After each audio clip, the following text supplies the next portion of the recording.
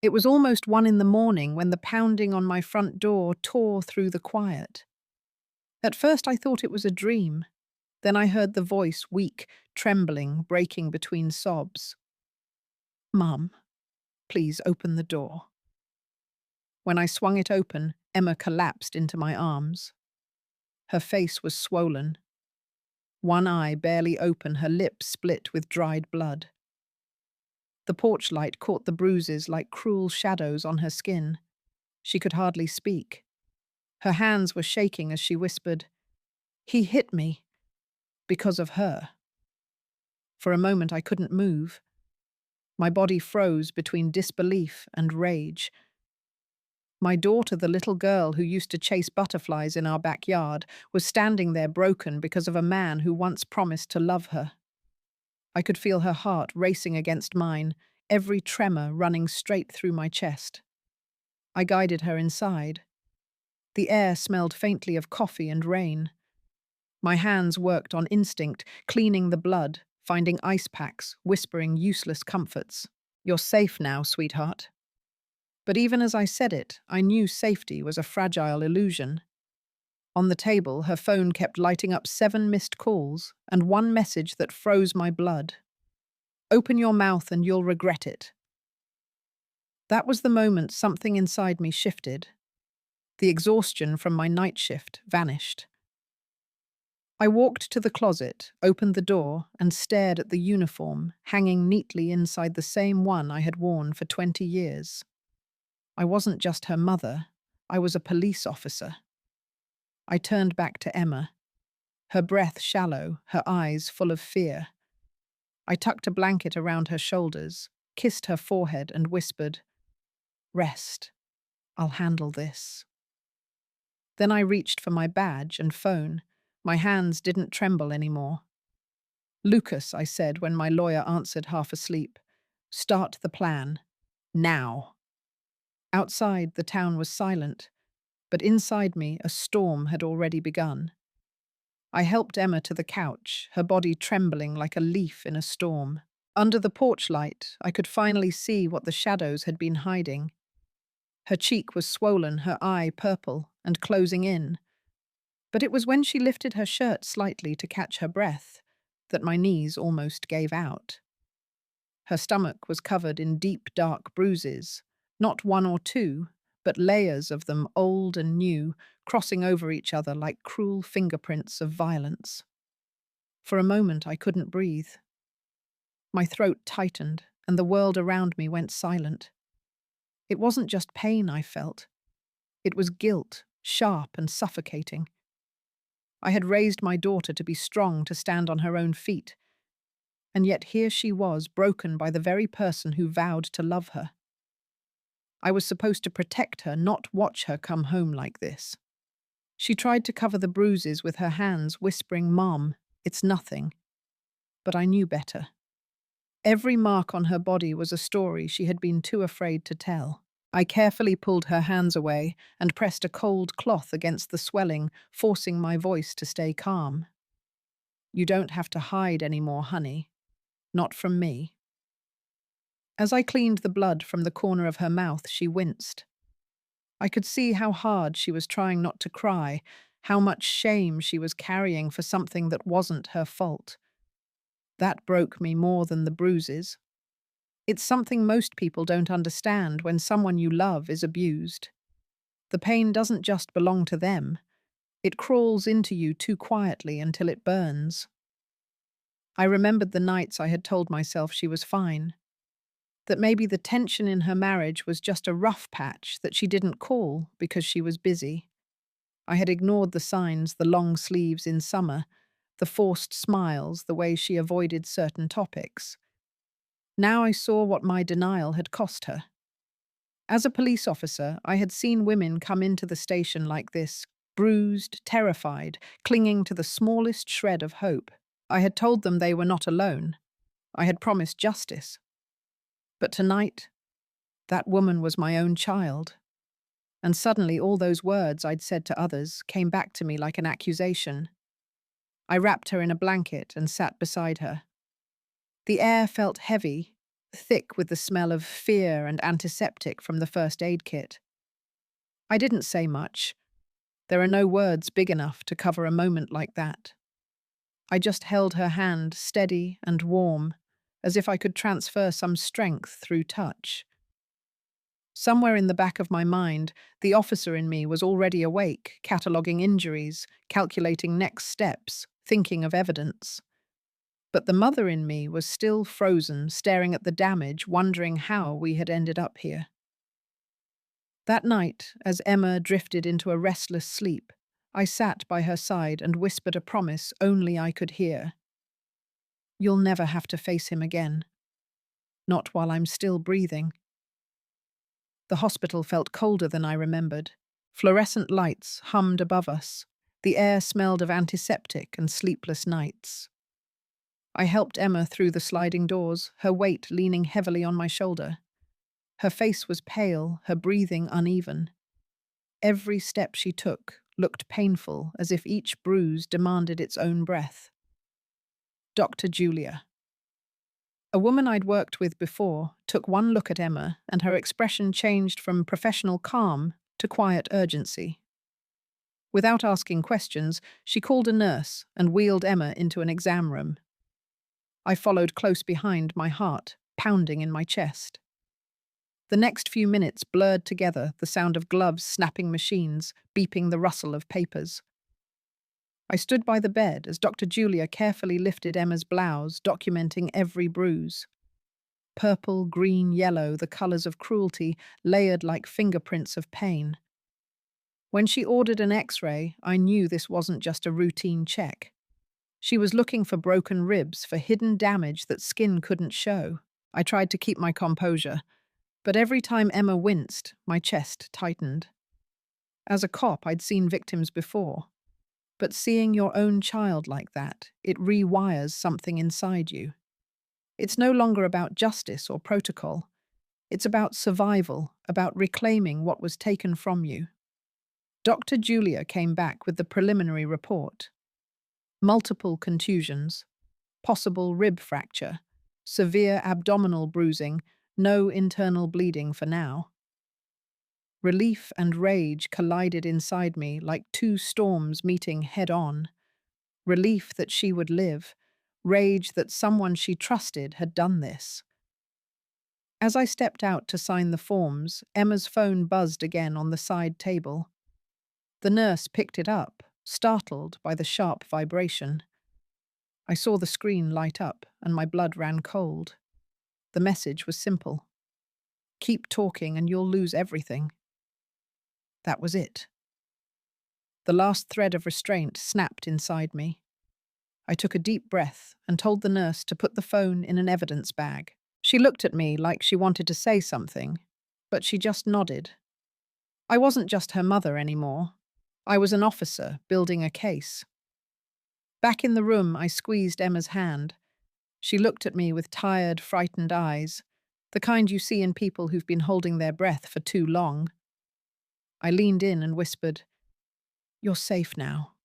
No more hiding." And in that sterile white room, with the steady hum of machines around us, I silently made a promise to both of us this night wouldn't end in fear. It would begin our fight back. When we got home from the hospital, the sky was already turning pale.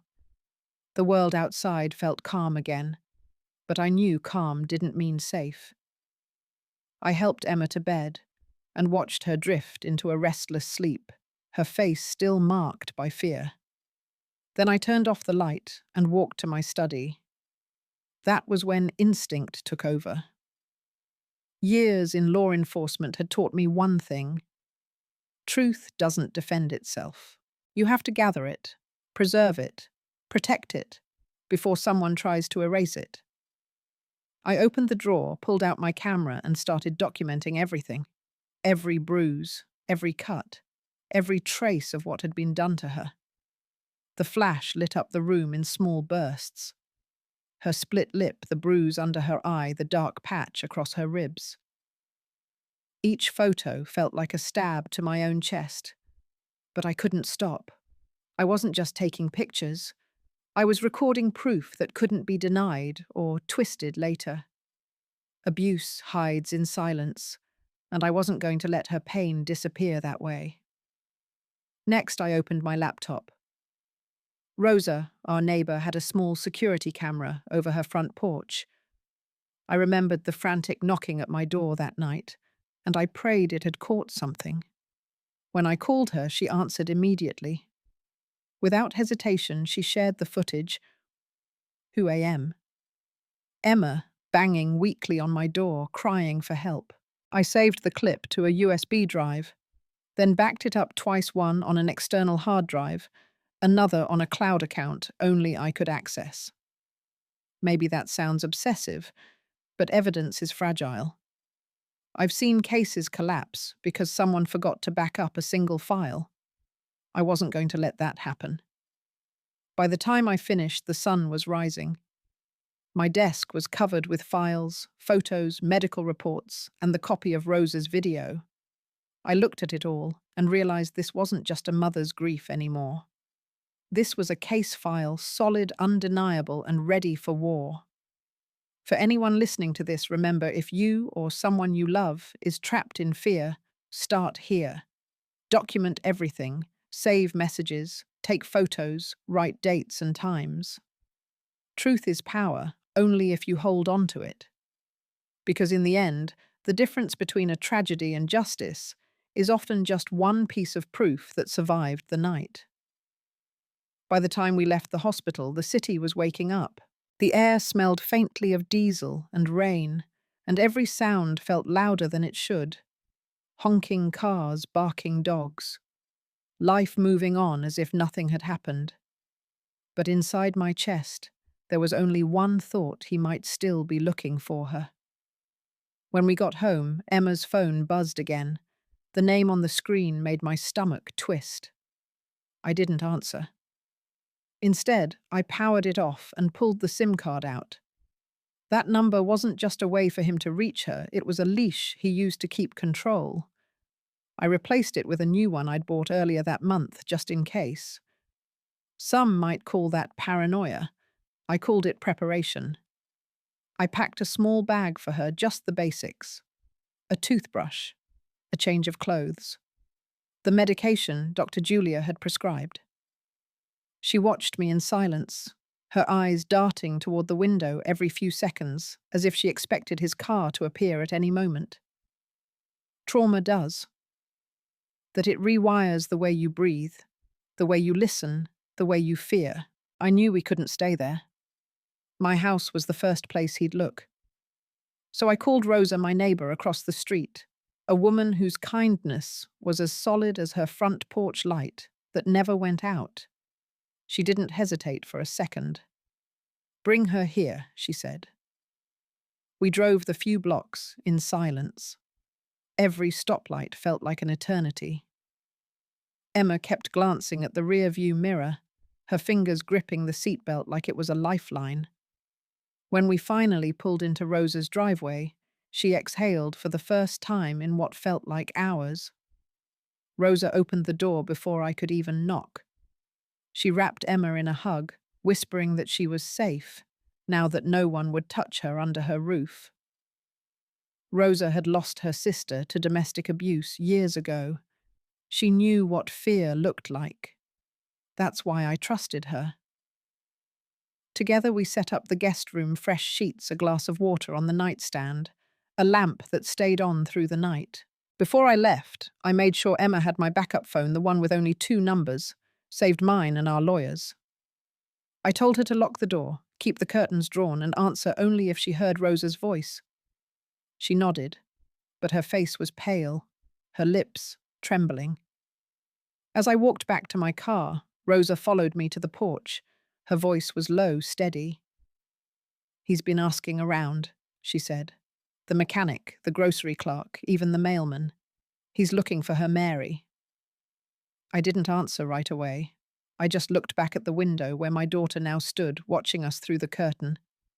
She looked like a ghost of herself, quiet, fragile, but still breathing. And that was enough for now.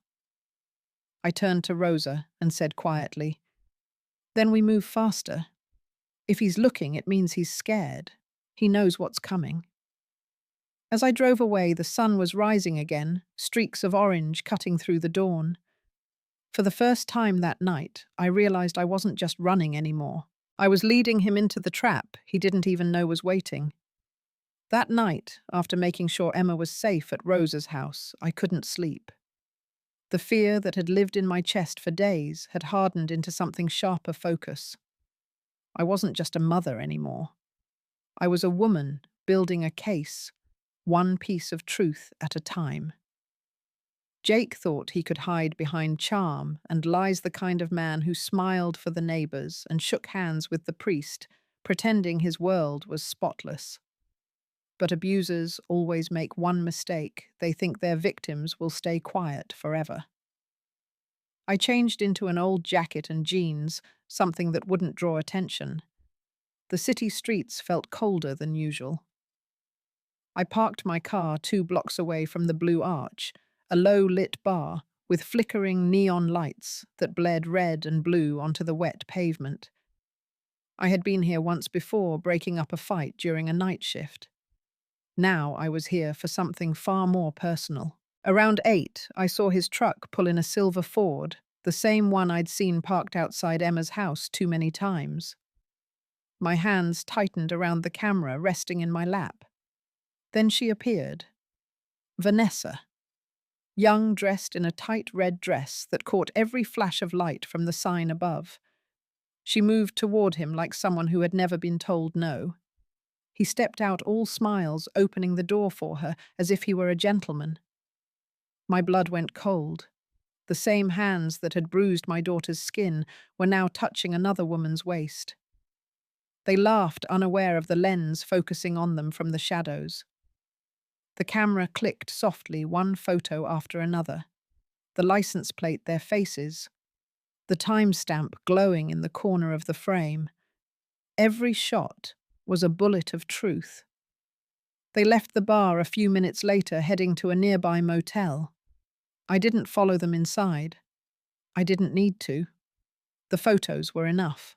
The neon sign above the entrance, vacancy flashing like a silent confession, was the last detail I captured. People think revenge is about rage. It's not. It's about precision. It's about staying calm long enough to let justice catch up. I drove home in silence, the city lights blurring past my windshield. Every sound, the hum of the tires, the click of the turn signal, felt distant. At a red light, I looked at the camera beside me. It was more than evidence. It was proof that I wasn't powerless anymore. For years, I had taught others to document, to keep records, to protect themselves legally. Now I was doing it for my own child. When I got home, I transferred the photos to my laptop, saved copies on 3 separate drives, and labeled each file with date and time. I even wrote notes the way detectives do in reports. Subject seen at Blue Arch, 8:07 p.m. with Vanessa Ruiz. Physical contact observed. Vehicle silver Ford plate ending in 29F. It was mechanical work, but beneath the method was emotion. A mother's fury wrapped in discipline. I stared at the photos for a long moment before closing the laptop. He had built his power through fear and manipulation. But fear loses its hold when you have proof. That night I realized I wasn't just chasing evidence. I was reclaiming control for me, for Emma, and for every woman who's ever been told to keep her head down and her voice quiet. The next morning I woke up with a sense of clarity that felt almost dangerous. I had the photos, the hospital reports, the video. Every lie Jake had told was about to crumble, and I wanted him to see it with his own eyes. Not as revenge, but as reckoning. There's a difference. Revenge feeds anger. Reckoning feeds justice. I didn't wear my uniform that day. I chose jeans, a plain jacket, and quiet determination. I wanted to face him not as Officer Mary Hale, but as the woman he had underestimated, a mother who had nothing left to lose. The pawn shop sat at the edge of town, wedged between an auto repair garage and a liquor store. A faded sign hung above the door, the letters peeling like his reputation. When I stepped inside, the smell of metal dust and cigarette smoke hit me all at once. Two of his guys were behind the counter pretending not to recognize me. One of them smirked. "Well, look who decided to stop by," he said. I didn't respond. I just walked straight past them. Jake was in the back office, counting money. Piles of bills spread out across the desk, the kind of power he worshipped. When he looked up and saw me, he smiled that same smug grin I'd seen at family dinners when he thought he owned the world. "Mary, to what do I owe this honor? You here to pawn your badge?" I didn't speak. I reached into my bag and placed a thick folder on his desk. Photos. Medical reports, the USB with the camera footage, all neatly labeled, every page a weapon of truth. He glanced at it, flipped through a few sheets, then leaned back in his chair with a laugh that made my skin crawl. "You think this means anything?" he said. "I've got better lawyers than you. You'll run out of breath before I run out of money." I looked him in the eye, steady and calm.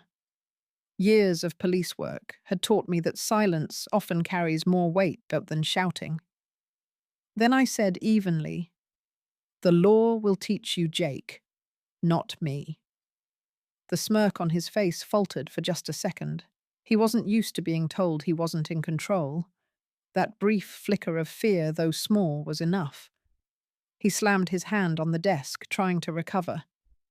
"You walk out that door, you're no longer family," he hissed. I picked up the folder, sliding it back into my bag. My voice didn't shake when I answered. "Then consider this the end of the family. The rules have changed." As I walked out, I could feel his glare burning into my back, but I didn't turn around. The sunlight outside felt harsh and alive, like a new beginning.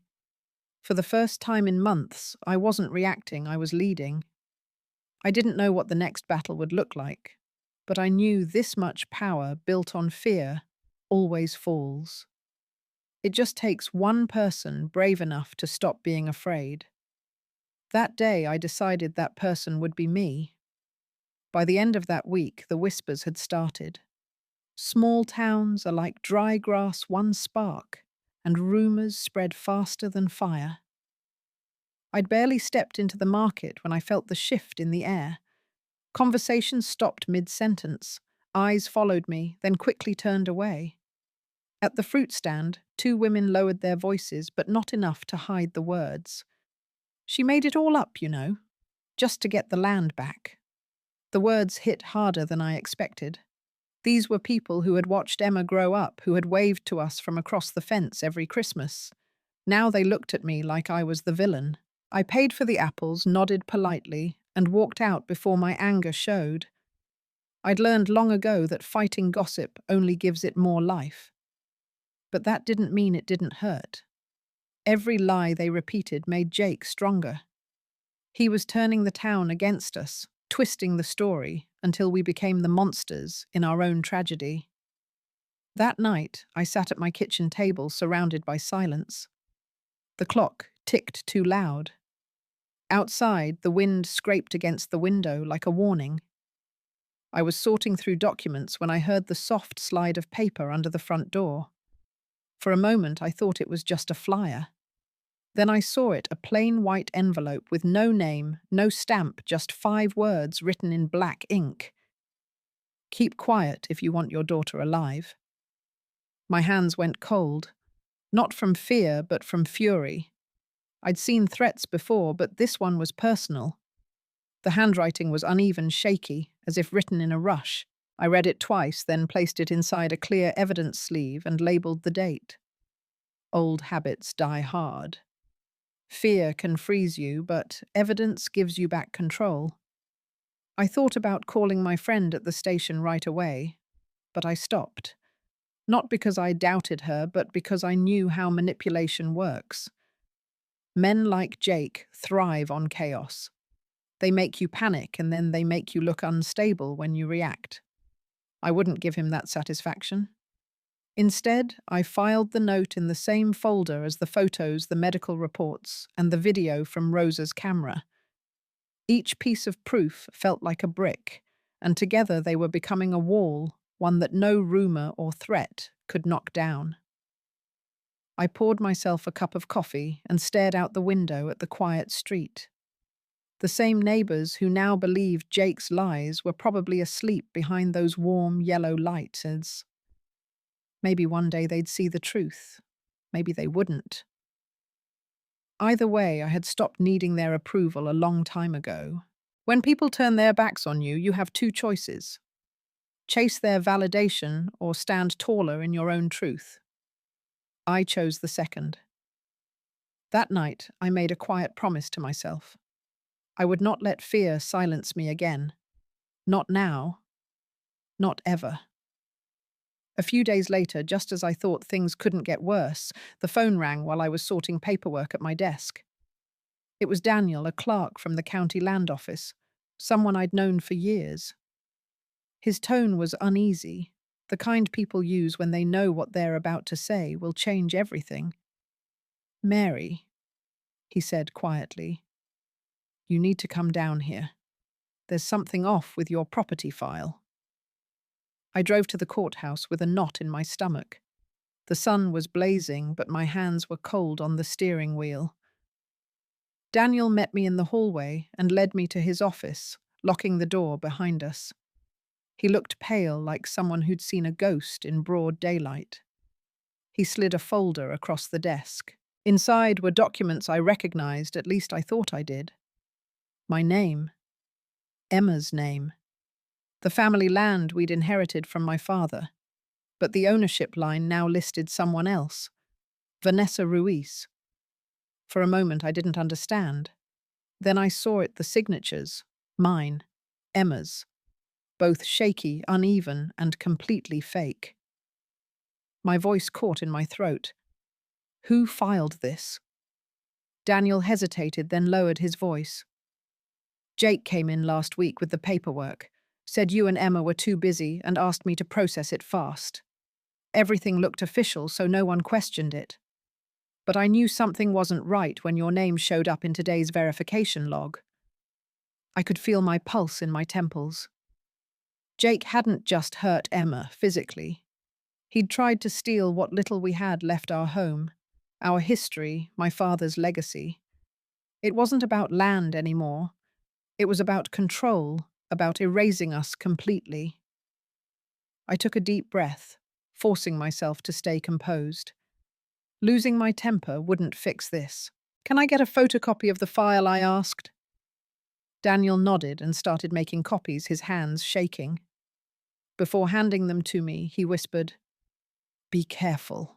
Someone on the inside must have helped him push this through. Don't tell anyone I called you." I thanked him and walked out with the papers pressed tightly against my chest. Outside, the heat felt suffocating, but it couldn't touch the chill running through me. As I sat in my car, staring at those forged signatures, I thought about how abuse isn't always bruises and broken bones. Sometimes it's paperwork. Sometimes it's quiet, calculated theft, meant to strip you of your identity piece by piece. I sent copies of the documents to Lucas, my lawyer, with one message. This is the final proof. He's not just violent, he's a fraud. That night, I locked the originals in a safe under my bed. The rest went into my growing evidence folder, another brick in the wall I was building to expose him. Some people fight battles you can see.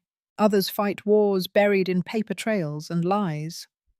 I was fighting both.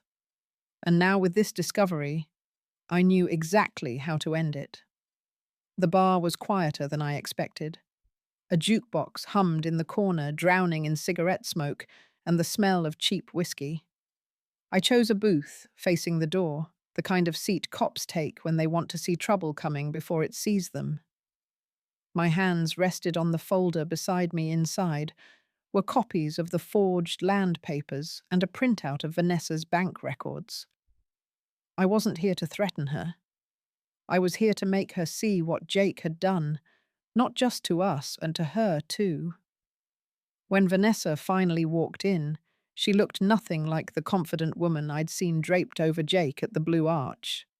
Her makeup was smudged, her hair pulled into a messy bun. She scanned the room before spotting me. I could see the hesitation in her step as she walked over. She sat down across from me, folding her arms like a shield. "You know why I'm here," I said, softly sliding the envelope across the table. She didn't touch it at first, just stared at me like she was trying to figure out whether I was here to fight or to save her. When she finally opened it, her face drained of color. The first page showed the fake deed, the one with my and Emma's forged signatures. The next was her own bank statement, a list of overdue payments and debt notices. "Jake promised me everything would be fine," she whispered. Her voice cracked halfway through the sentence. "He said he'd give me a share of the land, that we'd start over once it was done. He used you, Vanessa," I said, calm but firm. "He used all of us, but you still have a choice. You can keep protecting him, or you can protect yourself." She looked down at the papers again, her hands trembling. For a long time, neither of us spoke. The bar door creaked open, and two men stepped in Jake's guise. I recognized them instantly. They scanned the room, then started walking toward us. I didn't flinch. Instead, I reached slowly into my jacket and placed my police badge on the table where they could see it. The dim light caught the gold, just enough to make them stop mid-step. I met their eyes, unblinking. "You boys looking for someone?" They hesitated, exchanged a glance, then backed toward the exit. The door slammed behind them, leaving a silence thick enough to cut through. Vanessa stared at me, eyes wide, breathing fast. I could see the fear, but also something else, clarity. "Do you understand now?" I asked. "He won't protect you. The second you become inconvenient, you'll end up just like us, ruined and disposable." Her lip trembled. She grabbed the papers again, flipping through them like she needed to be sure they were real. "If I tell the truth, will you keep me safe? I'll do everything I can," I said. "But you have to be brave. You have to speak before he buries you in his lies." For a moment, she just sat there, silent, fighting with herself. Then finally she nodded. "I'll testify," she whispered. It wasn't victory, I felt it was relief. For the first time, I could see a way forward. Vanessa had been part of the damage, but she could also be part of the healing. As I walked out of the bar, the cool night air hit my face like a reset. I looked up at the dark sky, clutching the badge still warm in my hand. Sometimes justice doesn't start in a courtroom. It starts in places like this, a run-down bar, a trembling confession, and the moment someone finally decides to stop being afraid. The morning before the trial felt like standing in the eye of a storm, quiet on the surface, but I could feel the chaos swirling around us. My dining table was covered with papers, photos, and files. Each one a piece of the truth we'd been collecting for weeks. There were pictures of Emma's bruises, medical reports signed by Dr. Tor, Julia screenshots of Jake's threats, and the photocopy of the forged land transfer. Every document carried weight, a reminder of how far we'd come and how much we still stood to lose. Lucas. My lawyer sat across from me, sleeves rolled up, eyes sharp with focus. He'd spent the last few nights preparing our case, building a story out of pain and evidence. "This will hold up," he said, quietly flipping through a folder. "It's strong, but Jake's going to fight hard. He'll play dirty." "I know," I replied, trying to keep my voice steady. "He already has." In the corner of the room, Emma sat on the couch, her hands wrapped around a cup of tea that had long gone cold. She was quiet, watching us work, but her presence filled the space. I looked at her and saw both fragility and fire, the kind that comes from surviving something that should have broken you. Around her neck, she wore a light blue scarf, thin enough to be delicate, but wide enough to hide the fading bruise along her collarbone. It was her shield, her way of walking into the courtroom without feeling exposed. I walked over, brushed a stray hair from her face, and said, "You don't have to be strong every minute, sweetheart." She gave a small smile, the kind that carries both exhaustion and gratitude. Then she whispered, "I just want it to be over, Mum." I understood that better than anyone. The endless waiting, the late-night anxiety, the feeling that justice was something you had to earn rather than something you deserved, it wears you down. But as I held her, I also knew that endings like this don't come from silence. They come from standing up, even when your voice shakes. When Lucas packed up the files, he handed me a neatly bound folder.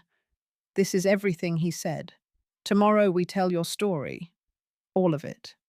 After he left, the house grew still again. Emma went to her room to rest, and I stayed behind, staring at the stack of evidence.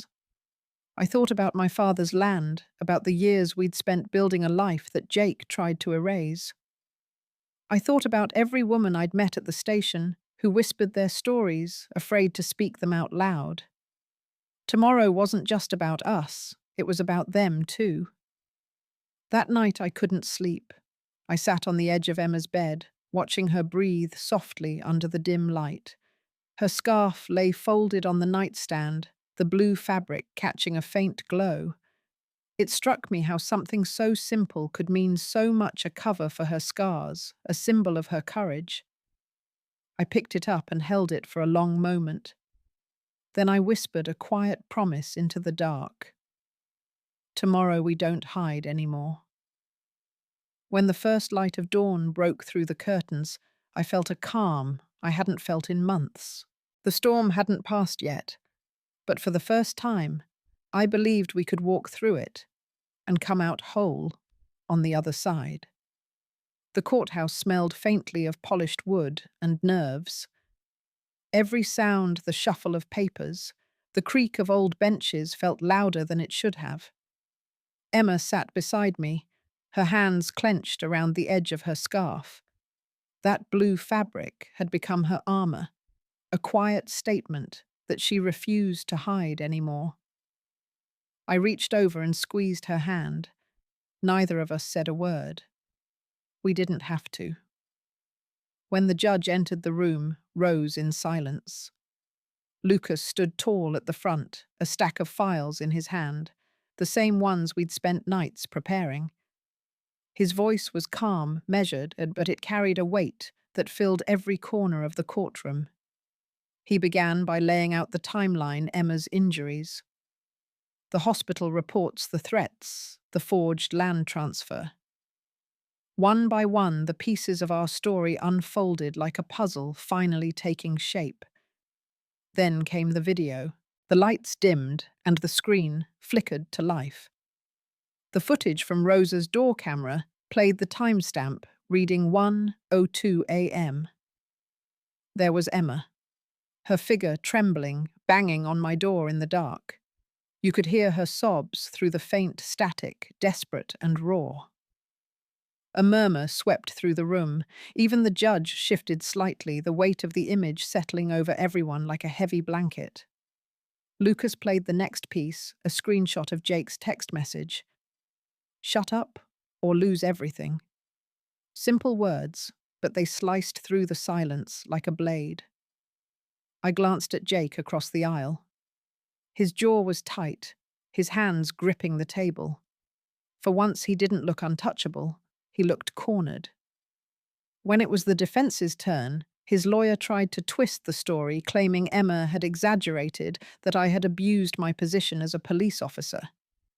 It was a familiar tactic: make the victim look unstable, make the truth sound like a grudge. My stomach turned as they spoke, but I stayed still, focusing on Emma's breathing beside me. Then something happened that no one expected.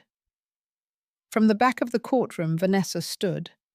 The same woman Jake had once flaunted in front of the town now stepped forward, trembling but resolute. Her heels echoed against the tile floor as she faced the judge.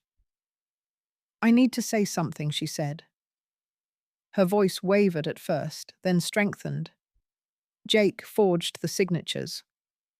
I saw the papers. He made me bring them to the office. And yes, he hurt Emma. I didn't stop him, I was scared. You could have heard a pin drop." Jake's lawyer tried to object, but the damage was done. Vanessa's confession was like striking a match in a room full of gasoline. Everything Jake had built around his lies went up in flames. He jumped to his feet, shouting that she was lying, but the guards stepped closer. The judge ordered him to sit down, his tone sharp and final. When the testimony ended, the room stayed silent for a long time. No one dared move. It wasn't victory I felt, not yet. It was something deeper, heavier, a release. The kind that comes when truth finally claws its way to the surface after being buried for too long. The judge called a short recess. Emma turned toward me, her eyes wet but steady. "It's over, isn't it?" she whispered. I brushed a tear from her cheek. "Not yet," I said softly. "But for the first time, the truth is louder than his lies." As we stepped out into the hallway, the afternoon light streamed through the tall windows, warm and unfiltered. For months we had lived in the shadows of his control. But standing there hand in hand with my daughter, I realized something simple yet powerful: justice doesn't always roar. Sometimes it whispers through the courage of the people who refuse to stay silent. When the judge returned to the bench, the air in the courtroom felt heavy enough to crush breath. Everyone sat straighter, waiting for the sound of his voice. The clerk handed him a folder, the verdict. Emma's hand found mine under the table, her grip cold but steady. I didn't look at her. I couldn't. My eyes were fixed on the man across the aisle. Jake, once so smug, so certain, now sat pale and restless. The mask had finally cracked. The judge began reading. His voice was calm, deliberate, every word like a nail in the coffin Jake had built for himself.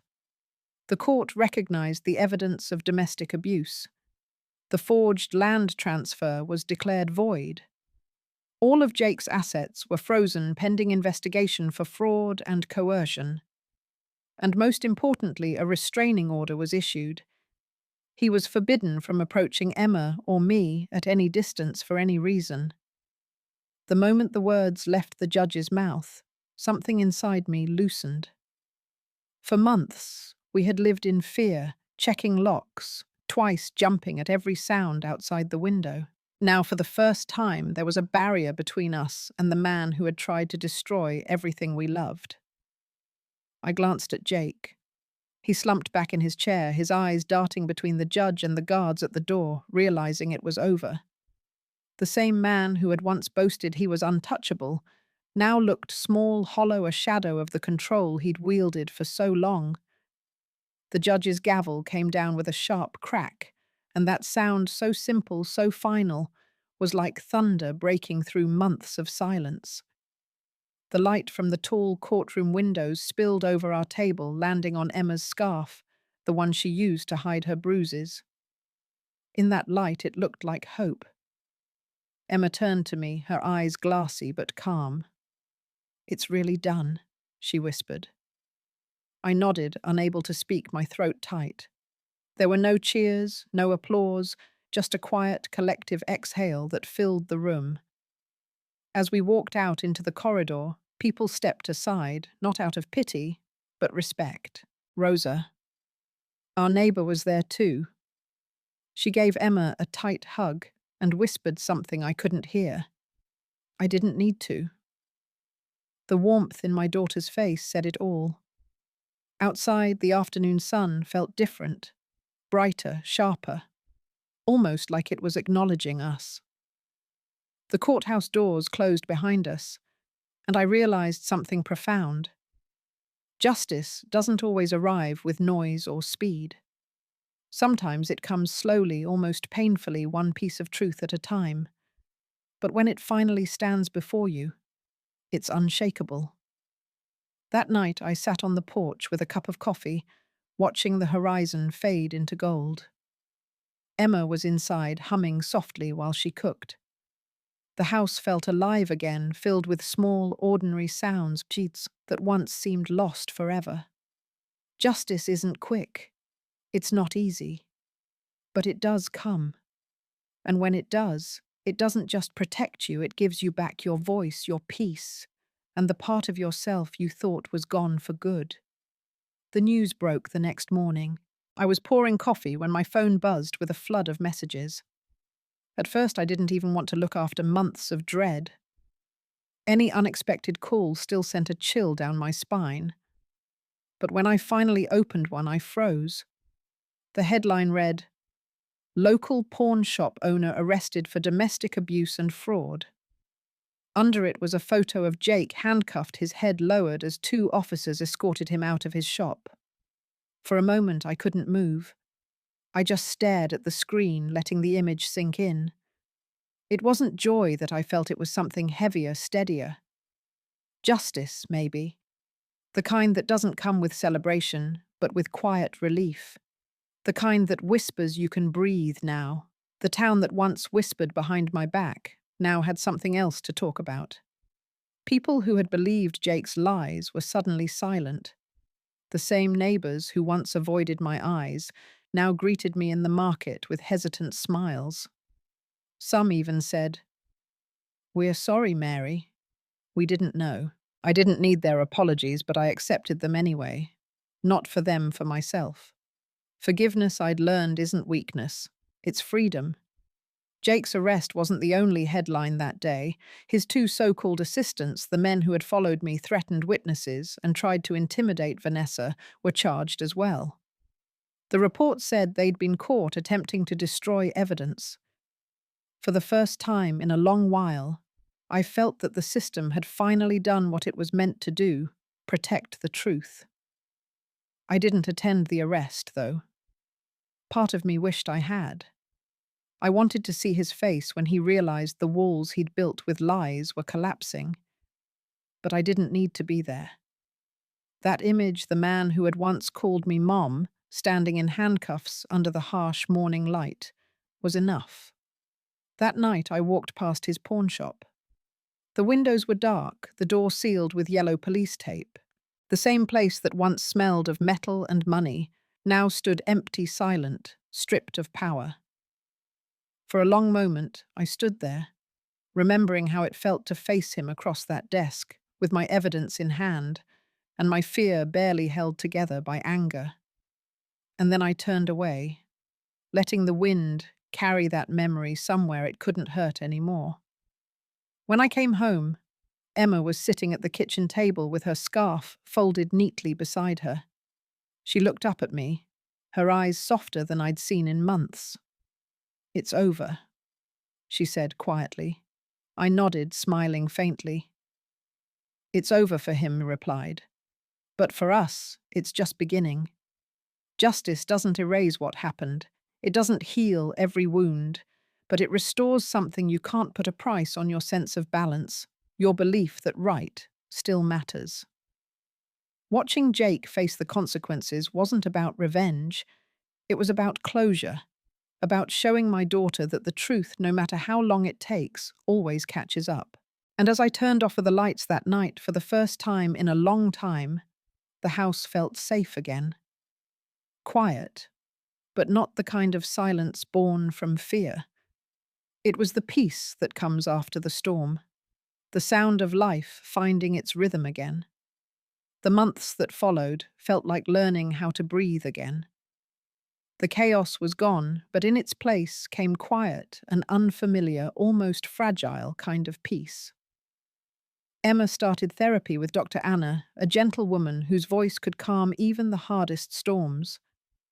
At first, Emma barely spoke. She sat in those sessions like someone trying to remember how to exist. But week by week, her shoulders loosened.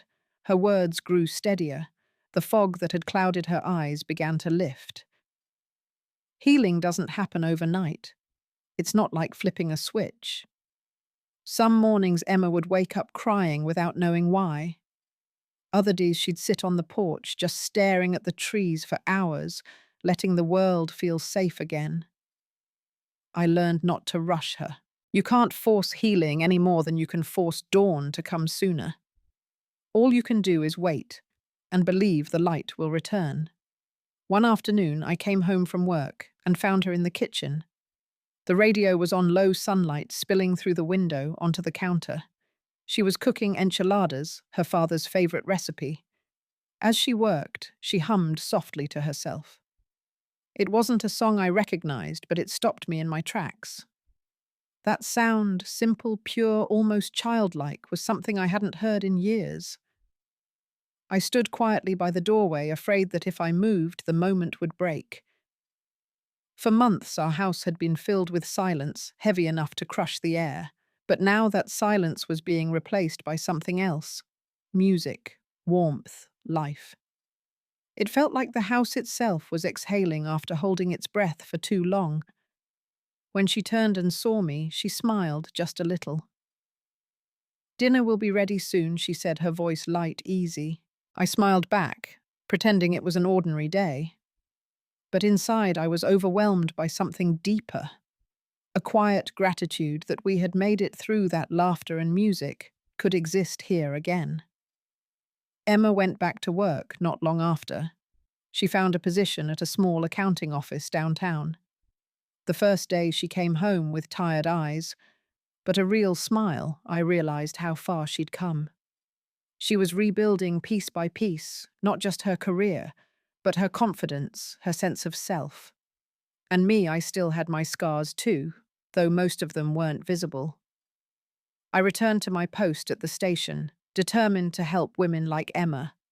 Women who needed someone to believe them, to stand beside them when the world doubted their pain.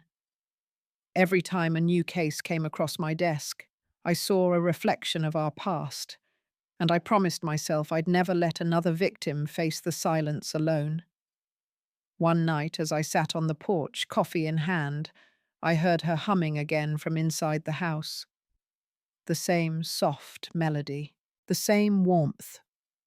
The lights glowed softly through the kitchen window, and for the first time in a long time, it felt like home again. That's the thing about survival. It's not about forgetting what happened. It's about finding the courage to let joy back in one note, one smile, one quiet evening at a time. And as I listened to Emma's voice blending with the hum of the night, I thought to myself the light had finally come back home. That evening I sat on the porch with a warm cup of coffee between my hands, watching the sun fade into the horizon. The air was still filled with the soft hum of crickets and the faint smell of rain that hadn't yet fallen. For the first time in a long time, the silence didn't feel heavy. It felt earned. From where I sat, I could see the faint glow from the kitchen window. Inside, Emma was setting the table, her soft laughter mixing with the gentle hum of a song playing on the radio. The same house that once echoed with fear now held something far stronger, peace. Watching her, I couldn't help but think about how far we'd come from that night. It had been months since that knock at 1 a.m., the one that changed everything. The image still came to me sometimes, Emma collapsing at my doorstep, trembling, whispering that her husband had hurt her. Back then I felt powerless, torn between rage and guilt. But now, as the night breeze brushed against my face, I realized something I hadn't before. Power doesn't always look like anger or force. Sometimes it looks like persistence, like refusing to give up no matter how many people doubt you. Justice had come slow but certain. It didn't erase what happened, but it restored something deeper. The belief that truth matters, that courage is contagious, that silence can break. Seeing Emma rebuild her life reminded me that survival isn't the end of the story. Healing is. I took another sip of a coffee and looked up at the stars beginning to appear above the trees. Each one felt like a quiet witness to everything we'd endured and everything we'd reclaimed.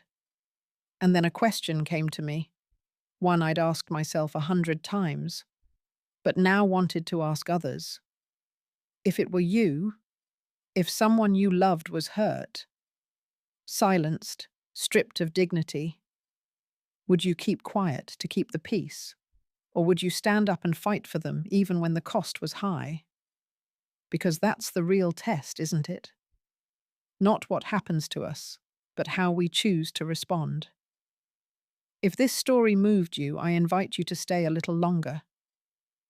Watch the next 2 videos, Justice Finds Its Way and Forgotten Mothers. They're stories about courage, about finding light in the darkest corners.